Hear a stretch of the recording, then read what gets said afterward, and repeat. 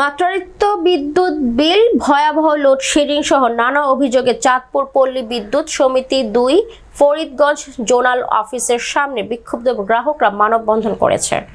রোববার ৩০ জুন দুপুরে ফরিদগঞ্জে পল্লী বিদ্যুৎ অফিসের সামনে গ্রাহকরা কর্মসূচি পালন করে। এ সময় সড়কে কিছুক্ষণ যানজটের সৃষ্টি হয়। থানা পুলিশ ঘটনাস্থলে এসে পরিস্থিতি নিয়ন্ত্রণে নিয়ে আসার পর পল্লী বিদ্যুতের ডিজিএম প্রকৌশলী কামাল হোসেন এসে গ্রাহকদের সমস্যা শুনে সমাধানের আশ্বাস দিলে গ্রাহকরা ফিরে যায়।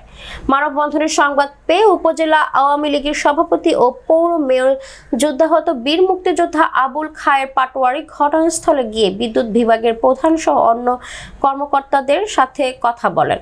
তিনি দ্রুত বিদ্যুতের সমস্যা সমাধানের ব্যবস্থা নিতে বলেন। নিজেদের মন করে বিল বানায়, বুঝছেন? তারপরে মিটার বিলে কারেন্ট 1 ঘন্টা দেয়, 1 ঘন্টা নিয়ে রাখতে দেয় এরা। এরকম ভাবে কারেন্টের অত্যাচার। নগরের সন্তোষপুর গ্রাম থেকে এখানে উপস্থিত হয়েছি। কেন উপস্থিত হয়েছি? আসলে অতি দুঃখের বিষয়, দুঃখের সাথে বলতে হয়, আমরা প্রতিদিন মাত্র 2 থেকে 3 ঘন্টা কারেন্ট পাই। কেন?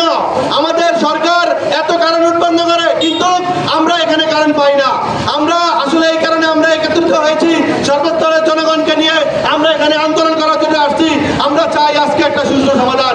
আমাদের এখানে মাগরিবের নামাজের আজানটা দিলে কারেন্ট চলে যায়, আবার আসে রাত্রের 11টার দিকে, আবার 10 মিনিট থেকে আবার চলে যায়, আবার আসে রাত্রের 2টার দিকে, আবার কারেন্ট চলে যায়, আবার আসে রাত্রের 3টার দিকে, আবার চলে যায়, আবার সকাল পর্যন্ত কারেন্ট থাকে না। আসলে আমরা ঘুমাতে পারি না, আমরা নামাজ পড়তে পারি না গরমের ঠেলায়। আসলে মুসলিম আমাদের এখানে বাংলাদেশের মধ্যে 90% মুসলমান, ধর্মবান মুসলমানেরা নামাজ পড়তে পারে না। সন্তোষপুরের মানুষ এক বেলা মাগরিবের নামাজের সময় কেউ বলতে পারবে না যে কখনো কারেন্ট ছিল, এসবের সময় কেউ বলতে পারবে না কখনো কারেন্ট ছিল। আমরা আসলে এই কারেন্টের প্রতিবাদে, পল্লী বিদ্যুতের দুর্নীতির প্রতিবাদে আমরা এখানে সবাই একত্রিত হয়েছি। আজকে আমরা একটা সুষ্ঠু সমাধান না নিয়ে এখান থেকে যাবো না। আমরা এখানে আমরা আসছি সুষ্ঠু সমাধানের জন্য।